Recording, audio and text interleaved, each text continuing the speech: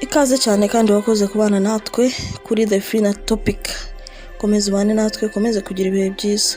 Uyu munsi tugiye gusobanura ku izina Fred. Ese Fred ryakomotse he? Ese Fred aba yitwara ate? Mbese ameze ate muri rusange? Fred ni izina ry'icyongereza rifite inkomoko mu Budage, risobanura umuyobozi utuje cyangwa se w'umunyamahoro.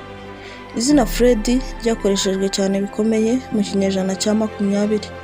Fred ni umuntu ukunda gutembera kandi akunda impinduka cyane, ndetse akunda no kugerageza amahirwe mashya cyangwa se ibintu bishya muri rusange.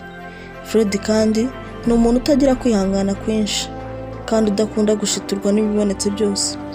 Fred ni umuntu wiyadapta cyane, bityo bigatuma yakora akazi ako ariko kose kandi akagakora neza. Fred agira ikinyabupfura cyane, abazi ubwenge, kandi abakobwa bifuza umuntu nka Fred kuko azi kurinda ubushuti. Yakora icyo ari cyo cyose ku nshuti, mbese ni inshuti buri wese yakifuza kugira. Fred yigirira icyizere kandi ntabwo atinya risk. Kubera kutihangana, Fred ashobora gukorera abandi akazi kabo kugira ngo adasigara yicaye ntacyo akora. Fred kandi arakara vuba mu buzima busanzwe. Fred ni umwana mwiza, ntacyo atwaye. Yagize ikimurakara, arakara vuba cyane. Uwo ni we Fred. Wakoze kandi kubana natwe.